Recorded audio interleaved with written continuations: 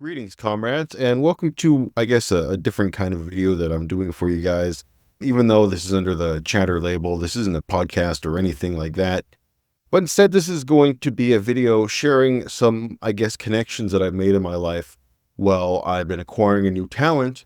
And I'm hoping that some of these connections and ways of thinking might actually help people learn this talent themselves down the road or make it easier for them to learn this talent. So, very briefly, I'm not going to spend too much time lingering on this point, but recently in my life, I spent the last 6 to 8 months studying cybersecurity, coding, encryption, network architecture, and all these kind of different skills in order to try and build a foundation in which I can propel myself to a different area in my life. And of that collection that I just listed that I spent these last few months studying, the one I want to talk about today is coding, and specifically what interesting and fascinating journey this has been for me, learning how to code, and why I think that everybody should learn how to code. Well, at least more people should learn how to code than know already, because rather than when I think a lot of people are predicting this kind of doom and gloom for coding, like AI is going to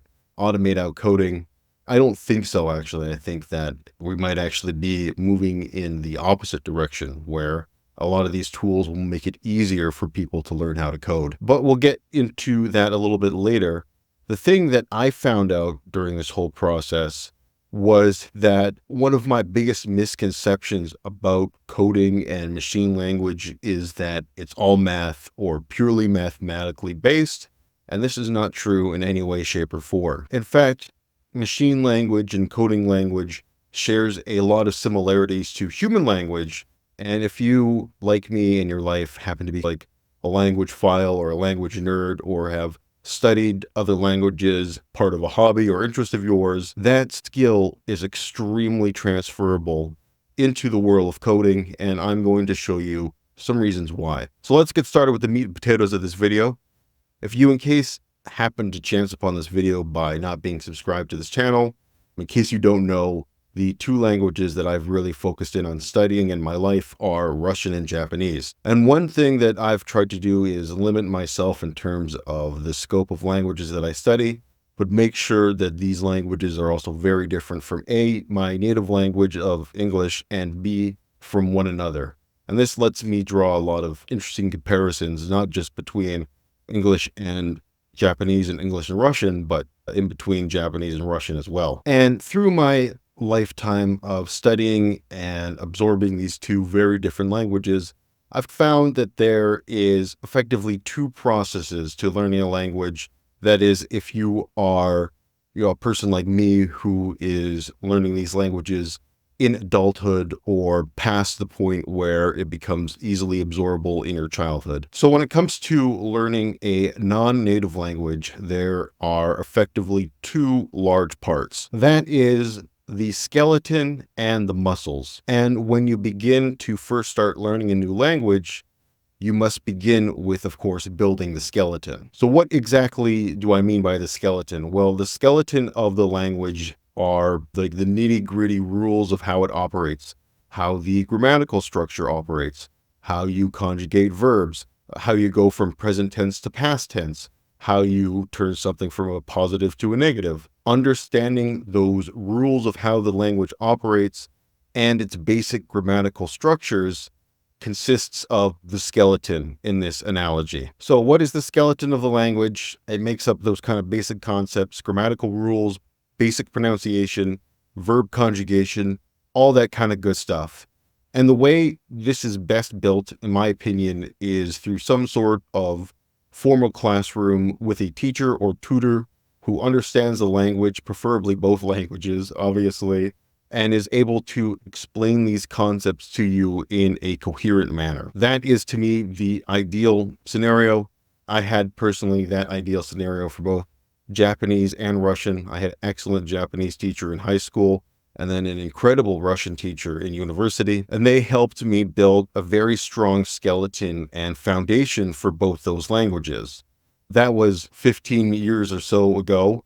And these days we have programs like Duolingo, translators, other types of gamified versions of learning a language. And all of those are excellent modern tools for helping you build a skeleton. I, like many of you, I'm sure in your past, have used Duolingo. And Duolingo, like I said, is a great tool to help you build that skeleton, help you make sure you're understanding and able to execute those various basic functions and rules of the language. How do we build our skeleton out? Like I said, best case scenario is a formal classroom, I think, with a very strong and engaged teacher. But barring that, there are now plenty of ways to build that skeleton in the modern era. Apps like Duolingo, and of course, there are like language games and stuff that you can buy on Steam. I haven't really explored those myself. I've seen that they exist. But here's the thing. Unfortunately, all the formal classes in the world, all of the apps, all of the Duolingo sessions and Unbroken Streak really is not going to help you build the next part of the language, which is the muscle. And here's the thing. A lot of people, and I used to be one of these people, so I will freely admit to this, is I used to believe that the classes, that the Duolingos, all that kind of stuff was enough. And what that leads you to having is a very strong skeleton, but it's incredibly brittle. You can't move it very well, and it tends to collapse under sort of the slightest bit of strain or unforeseen circumstances. And unfortunately, this is something you end up seeing with a lot of people, and they don't understand that you need to, once you have that skeleton, now is the time that you need to start focusing on that next part of the language, and that is building the muscle. And unfortunately, just like real muscles, the only way to really build these is through time and repetition. The muscles, what exactly are they, and what do I mean by them in this context? The muscles represent how native speakers speak their language, right? How we speak English every single day, everyday usage, conversational language, which, for example, in a language like Japanese, formal language and conversational language are extremely different to the point where they can almost even sound like different languages. And of course, cultural expressions within the language, which may be unique to the time and circumstance and proclivities of that language and where the people who speak that language live.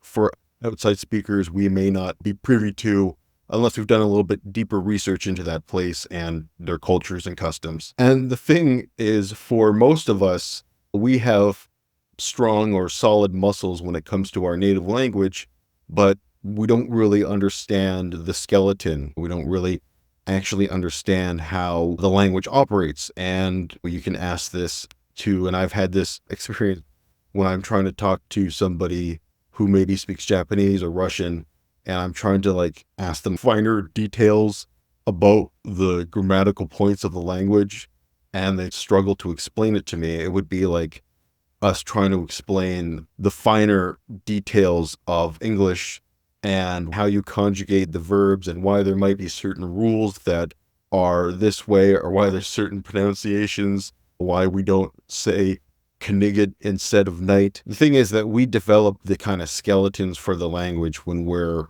mostly very young. Happens all under the radar, beneath the hood, without us really realizing it for our primary languages. And then, of course, when it comes to, as an adult, trying to study a new language, we have to cognitively resurface that skeleton again and understand it and study it and begin to realize its particulars. How do we build the muscles for the language? And like I said, just like our regular muscles, this is not a process which happens quickly or easily. This is a slow process which must be repeated tediously over time. Fortunately, just like with any habit, over time it becomes easier and easier to build these muscles, and then it becomes second nature once you really get things going. So how do you build them? The best way for me personally that I found is just listening to media. I listen to a ton of Japanese and Russian media, whether it be news, music, movies, TV shows, what have you. You might not think at first that just having this in the background is really helping, but whether you realize it or not, your brain is always subconsciously analyzing the patterns of the language And it's the same thing that it did when we were kids, right? It was just a little bit more efficient at it when it didn't have all the crap that our adult minds have cluttering it up. So just having that constant exposure to the patterns within the language will give your brain that kind of constant repetition that will allow it to work on those patterns and understand it. And over time, that kind of continuous working within your brain is really going to start to pay dividends. But beyond that, I should have, I guess, the number one best way would be, of course, talking to people, having real, actual conversations in the language, not the kind of stilted, basic phrases that you might learn out of a textbook. We're talking like actual conversational face-to-face usage, or I guess in the modern age, text-to-text usage. So ideally, if you have someone who is close to you, who speaks the language as your friend and can be just like a conversational partner, that is the best way to build the muscles.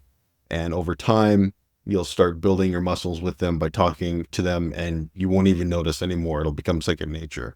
And then another way is, I think, dropping subtitles. If you watch a lot of media, if you watch a lot of anime, I highly recommend you drop the subtitles. At least one thing I always do is after the first viewing, and once I understand the story, if I view the anime a second time, those subtitles are gone. For me, right during the first viewing, my brain is trying to figure out the story and the characters and what's going on. Once that's all kind of settled, then it will move on to analyzing the language. But that's a really good way to help build your language muscles, at least in my opinion. So what the hell does all of this have to do with coding?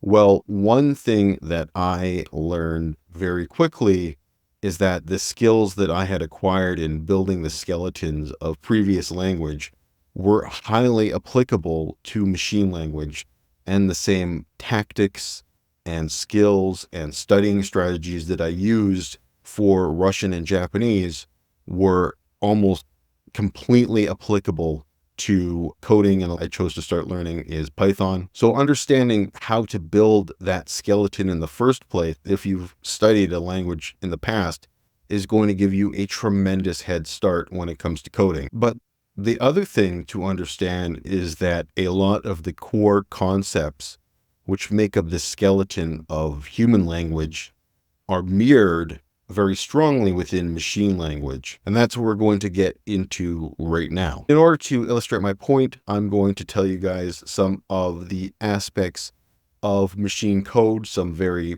base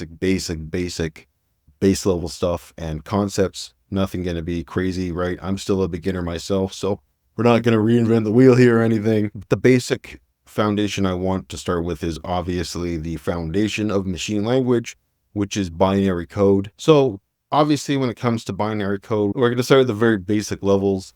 1 is usually represented as on or high voltage. 0 is off or low voltage. What exactly is these on or off components? Well, these are electrical signals that are being sent into the computer. And when you get enough of these signals together, they can be used to actually store bits of data and bits of information. In a similar way, how we interpret bits of information and data through human language, but we're just doing it in a method that will interface with the computer. When we are talking in human language, we are still talking through an intermediary for our thoughts, our ideas, and the concepts that we want to express. We are forcing those through the intermediary of words, and whether or not that be words in a spoken audible form that people can understand and then be able to interpret that information, or words in a written form, or in something like slang language, I guess a more visual form where you can see the words and the concepts being shown to you. And then you can then, of course, use that visual data to interpret what's going on and make judgments based on what you're seeing. And of course, we can take these various methods of interpreting humans' ideas to create incredibly wonderful things, beautiful poetry, incredible works of literature, fascinating inventions, you name it, right? All of human civilization and accomplishments are because we found a way to take these concepts in our head and force them through a filter which will allow other people to understand them. And this is the similar concept when it comes to what binary code actually is. We are taking ideas from our human brain and forcing them through a filter that is machine code, but rather than trying to get another human to understand what we are saying, we are trying to get a computer to understand and execute what we are saying. So our ones and zeros can be effectively like our letters in the Latin alphabet. So when it comes to the way a computer understands and interprets information, we talk about bits and bytes, right? Talk about megabytes, gigabytes, terabytes. What the hell does that actually even mean? Well, at its lowest form, a bit is the absolute lowest value of information that a computer can hold, and it represents 2 decimal places, i.e. 001011. So that is a bit, absolute lowest form of information that the computer can understand. Obviously, though, 2 decimal points is not really enough to convey information. So instead, most of our information is conveyed through bytes. So because a bit is usually too small to actually convey anything meaningful, we usually talk about bytes, which is 4 bits. In other words, 8 decimal places.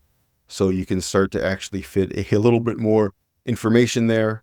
And a bit has a total of, I believe it's 256 total variations within those 8 decimals. And now that we actually have a system that can convey a little bit more information, we now, like human language, can start to layer more complex data and put more complex data into that sort of vessel which will hold it. And just like again with human language, as we start to layer more and more data together, our ideas and what we can do becomes more complex. Just as with our 8 decimals, that might only equate to a letter or a number, but in the modern era, when we're talking about gigabytes and terabytes, right, one letter on its own isn't very much, but when you group them together, all of a sudden you've got Hamlet, right? So now we have the basic letters that represent machine code. And this is what I want to convey to you guys, that when you see, this sequence of numbers, it looks very scary and intimidating. And what can actually be even more intimidating is when you look at something like assembly, which is the conversion of machine code into some sort of human readable code. Because especially when you start stacking on these ones and zeros next to each other, you look at a line of them and you're like, is that 7 zeros or is that 6 zeros, right? So we need to find something that's a little bit more readable for the human eye. Yet I've only just started to really dabble in assembly outside of understanding its basic concept and existence. So for us, there is a way that we can take this machine code and render it in a way which will be readable for programmers who have sat down and spent the time to actually understand to read assembly. But that's just more of an interesting factoid rather than something that will spend a whole lot of time in this video. The important thing I want people to understand is that, yes, these zeros, these ones, they don't actually represent scary mathematical equations.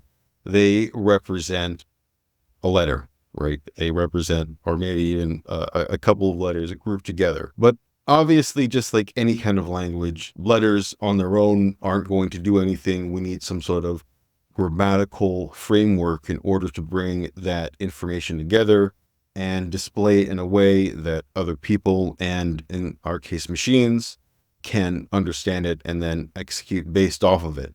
And for us, this is where we have our actual coding language, which is intermediary between human language and pure machine binary language.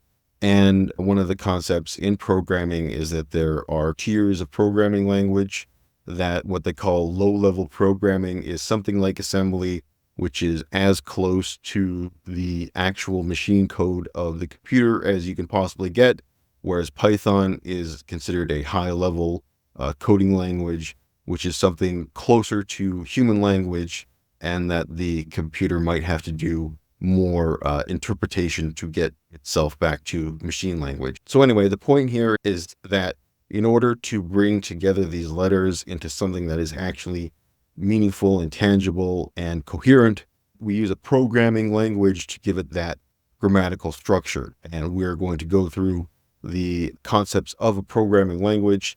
And my point here is to show you guys how these concepts are mirrored within human language, and how, to me, it's very interesting that when it comes to the methods we use to talk to and to execute functions on our computer, we've taken this language and mirrored its concepts within human language. And to show you what I mean, we're going to go through again, couple brief concepts in Python and how these map onto our human language. All right, so here we are going to bring up actual Python field really quickly.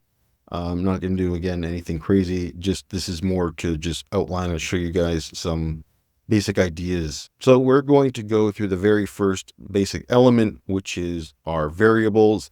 And these are, in my estimation, equivalent to human nouns, or people, places, things. Our variables, when it comes to coding, can be anything, right? X equals 11. There we go. That's our variable. That's our noun. Obviously, these are very important concepts when it comes to coding. In order to store data, in order to be recalled later, you can put X to be whatever you want. It doesn't have to be 11. You can put X, and X equals massive mommy milkers.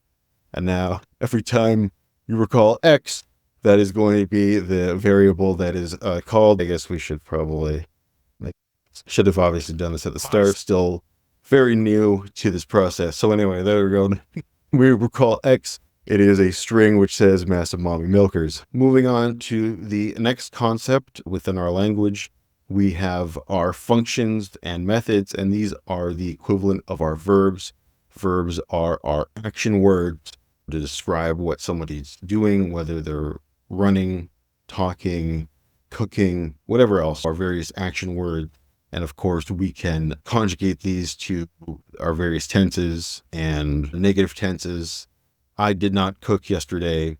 I'm cooking right now. I'm going to cook tomorrow, so on and so forth. But when it comes to machine language, these are what are called our functions. And for that, we'll just show you the very basic function, which every single programming and coding thing starts with in the world, which is our, of course, very first basic function, which is print hello world. Obviously, in our case, the function, the verb is the print part of this. Obviously, we hit run, and I just realized that I fucked it up. I didn't have the right quotations around massive mommy milkers. I had one as a single quotation, one as a double quotation. Anyway, we of course hit run, and then when we scroll down, we realize that where we run it, we say prints out hello world. But let's say I wanted to, instead of doing that, I want to do another function here. But let's say we want to take this one step further. So we'll print, and we want to print our variable of X. We're going to run the program, scroll down, and we could see that is printed hello world, and then printed below it massive mommy milkers. So that is how we keep our nouns and our data together, is in variables within our machine language. All right, moving on to adjectives. These are our attributes and propositions within a code. And these are the types of attributes that we can put in a variable or piece of data to help us organize it, classify it, and then pull it out when we need to. And adjectives, just so you guys remember, these are descriptors for nouns. The blue car, blue being the adjective. In order to explain this a little bit better, I actually had to, let me move myself over here so you can actually see. I actually had to write out explanation here. So what we have here is a class. We're creating a class for a character, maybe for a video game or something like that. So in order to define this class, what we need is, in Python, it's called an initializer. And this will initialize our class and allow us to add attributes to it. So we're initializing our class, which is going to be our characters. So we need to put in our arguments, which we're going to get to next, for our character. So we need name, level, health, and strength. And then we, of course, are going to write a script which will allow us to get those values when we want to. So self.name will allow us to get the name of a character. Self.level will allow us to get the level of a character, and so on and so forth. Then, of course, we have to create a character. You can create as many of these as you wanted to. For us, we just created one hero. It's Saitama. He's level 1,000,000. He's got 99,999 health, 99,999 strength. And then, obviously, if we want to pull those attributes, we've got a little bit of code here to help us pull that. And we're going to run this right now. And then we see, hello world, massive mommy milkers. And then it prints out Saitama, his level, his strength, and his health. So we are obviously adding more descriptions and attributes to our nouns, just as in our actual language. You're adding more adjectives to a noun to help describe it and bring it into view. Instead of just a man, he's an old man. Maybe he's a nice old man, and so on and so forth. So next on our journey, we have arguments, and arguments are your adverbs. And what an adverb is this is a descriptor to a verb, right? Instead of just running, you are running quickly. So arguments help us describe the verb, the function, and give the function more capabilities. Okay, so to help describe arguments here, I have a random list of numbers, 1, 6, 8, 2, 5, 3. I want to get my program to sort them in numerical order. So I've given it the numbers.sort command, and then we're going to print it out and see what it gives us, make sure everything is running properly. And as you can see, it has printed out our numbers in numerical order for us. However, let's say we wanted to change that. Let's say we needed to have it print in reverse order. Well, we're now going to need to give this function here an argument in order for it to do what we want it to do. So just like an adverb, instead of running quickly, now we're going to tell our program to sort numbers reversely, in reverse order. So in order to do that, we just add it in here. We go reverse, oops, reverse equals, I think I got to capitalize that. Yeah. So reverse equals true. And then we're going to run that and go down, and we can see that the argument has functioned completely as intended. It is now printed off a new list with the numbers in reverse order. So the last concept we're going to go over is references and pointers, and these are like pronouns in our language. They are, again, a vessel to help us store shorthand information and easily accessible information, usually about a person or in some cases an object. So in order to talk about our references, I want to go back to our section where we created our attributes for our hero for Saitama. As you can see, when we create the class and we create the initializer, we have written here self.name, self.level, self.health, self.strength. And what this self is doing, this is acting as the referencer. This is acting as the pronoun before we are adding attributes to it.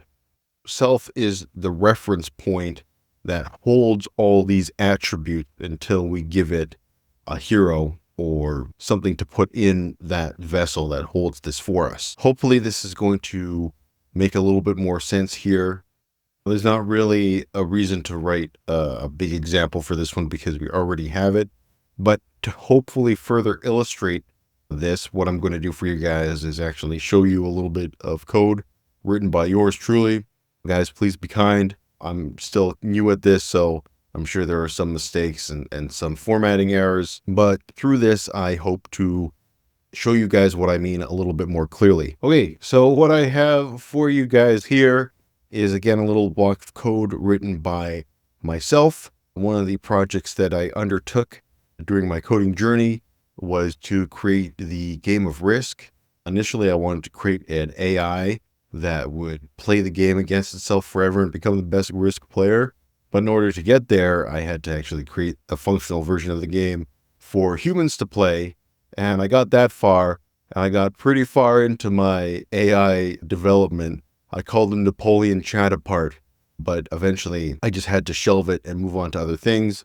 I really do hope to go back to it, but I ran into a lot of roadblocks. The big thing is that old Napoleon chat apart. What he keeps doing is he keeps doing actions which are illegal in the game. So during his turn, he will take armies that he doesn't have and put it on territories that he doesn't own. But I digress. Anyway, what we have here, this is the function for a player to perform an attack. So at the start, we have perform attack, and then we have self. Again, that self in this case is the player. And then, of course, we have the from territory to territory, which territory in the map we're attacking from, where we're going to. And then it says, wow, our from territory. So while the territory we're attacking from has a greater number of armies than one, we are going to print self.name. This is the player name. Player 1.2 is attacking to the territory that they choose from the territory that they own. And then I have another function that is separate from this one that handles all the battle calculations and shit like that. So it's going to give you the battle results. That's all handled on a different part of the program. And then, of course, it is going to print the results of the battle outcome for you. And what it will print off the attacker rules, the defender rules, and what the outcome was, who lost the armies, and what happened. If the to territory, the territory that we are attacking, is reduced to 0 armies, I have a little note here, territory is conquered, and then we print to territory was conquered, and then to territory dot owner equals self. And again, this is us updating the ownership of the territory to the player whose turn it is. This little bit of code here, self.conquer territory equals true. That's for getting cards. That's the little marker for when a player conquers a territory, that will become true. So at the end of the turn, they'll receive a card. And then determines the amount of dice for another attack.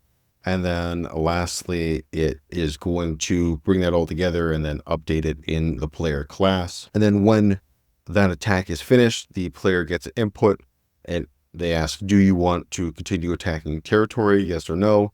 If anything is not equal to yes, the turn is over. This function breaks and moves on to the next part of the player turn. If they answer yes, then effectively the whole process will repeat itself. All right, so to wrap up this video, gonna bring together a lot of the concepts that we talked about here. I mapped out how they relate into this block of code. So obviously at the start, we have our function definition. This is the verb. Moving down to our print function, we have another verb here with the attributes, which are adjectives. We then, of course, have another function call, and this is, of course, a verb with arguments, adverbs, and the arguments in this case are going to be the from territory to territory. Then for our attack roll, these are variables, so nouns, obviously the numbers for our attacking. And then we need more function calls, a lot of action happening in computer programs. So there's a lot of verbs going on, and more variables for that one as well. And then of course we have, once again, once we conquer the territory, we need more function calls, and we need more attributes to describe what the hell is happening. But then we finally get into the pronoun aspect of the syntax, where this is us updating the ownership. So to territory.owner equals self. This is updating that player pronoun class to have this new territory, which it is conquered. And then again, it finishes off with more function calls with arguments, which are verbs and adverbs. So what the heck is the point of this whole video? The point of this whole video is one thing I want to stress to people from this journey, which I've undergone, which is that coding is a lot less intimidating than you think, especially if you're like me and you just happen to enjoy studying and learning languages anyway. While there is, of course, some math and coding, math and the variables and numbers and the expressions therein are the vehicle for language, in the same way that letters, characters, symbols, and sounds are the vehicles for data and human language. If coding is a skill you've been thinking about and maybe have felt a little bit intimidated by it, jump in anyway. Get your feet wet, and you might be surprised at how well you actually take to it. There's kind of a lot of discourse right now with people saying, why would we learn to code anyway? In fact, the CEO of NVIDIA came out and said, don't teach your kids to code. The AI is going to do all the programming for you. And I think that that is just such awful and terrible, terrible advice. And I'll tell you guys exactly why. First off, when I was starting to learn Japanese in high school, this whole new crazy thing had just come out. This internet translator called Babelfish. And this whole Babelfish phenomenon eventually morphed into, I think Babelfish still exists. I'm not 100% sure, but it morphs into Google Translate. And we have all these various language translators that exist now. And I remember during that time, there was a serious discourse about why learn human language anyway? It's going to be automated out. It's going to be replaced by robots in the future. Well, here we are 15 years in the future, and these translators are still far from perfect. They are excellent tools, and tools which I use a lot of the time for certain purposes. One purpose that I like to use translators for is to help me verify or kind of like get another set of eyes on maybe a sentence I've written in Russian, or it's actually really good for Russian because Russian is a case-based language and conjugating cases is a fucking bitch. Sometimes I'll put it through a translator and it will help me verify if I've got the right cases, because if I don't, I'll get like a spelling error where it said, did you mean to say this instead of that? To this day, we're not at the point with these translators that they can realistically replace a human translator. And some of them are really, really terrible. Japanese is notoriously terrible for Google Translate because one of the unique features of the Japanese language is that the subject of the sentence is often inferred by the context of what's happening around it, or by happening around the speaker, more rather. This really messes up Google Translate to the point where it will just either completely make up subjects or spit out sentences which are completely unintelligible. And I was finding it was actually a very similar circumstance when it came to a lot of these AI coding tools out there. I didn't find it very helpful in writing full-blown code for myself because at best it can only write very small blocks. And even then you still need to pretty rigorously verify everything and then put it into your own program and make sure it all works. It's helpful, but you still absolutely need human oversight in order to make this work. We're not even anywhere close to the point where you could have these kind of AI coding programs run without any human oversight whatsoever. But on the deeper level, what kind of language do you think that these kind of AIs and coding programs are going to be using at their core? They're still going to be using machine language. And if you want to edit these programs, if you want to understand their functions, you're still going to need to know machine language, how to read it, how to write it, and how it interacts with the program that you're working on. I definitely don't see these replacing human programmers anytime soon. What I do see them becoming is a very valuable toolbox. But not only that is I do think that a lot of these programs make coding less intimidating for people who it's a very intimidating process to jump into. Having a tool there to help you work through some of the more painful parts is certainly helpful. Like I mentioned how with the translator, sometimes I'll use it to like verify cases and stuff like that. I'll do similar things with my code where I'm having trouble debugging it, right? I'll use something like one of these AI programs to help me debug my code and help me work through it. That has been extremely helpful rather than actually writing the code in and of itself. Ultimately, the point here is that once you have a program running in machine code, there's really no benefit to then translate that machine code into human language and then have the human language interface with it. Ultimately, just being able to cut out the middleman is still going to be extremely valuable. And with that, that brings me to the end of my video. I hope you guys enjoyed this. I really do hope you guys learned a thing or two, maybe opened your eyes to seeing the world in a different way. And if you are, again, on the fence and thinking about coding, I highly recommend you guys pick it up, especially if you are the kind of person that, likes to mess around on Duolingo a lot of the time, right? I think that learning how to code would be a very good activity for you, because one of the things about coding language is that, as we talked earlier about the skeleton versus the muscles, I think with coding language, there's a lot more skeleton and a lot less muscle in comparison to human language. Even though there are a lot of similarities between human language and machine language, there are some important differences. And one is the detail-oriented nature of machine programming and machine language.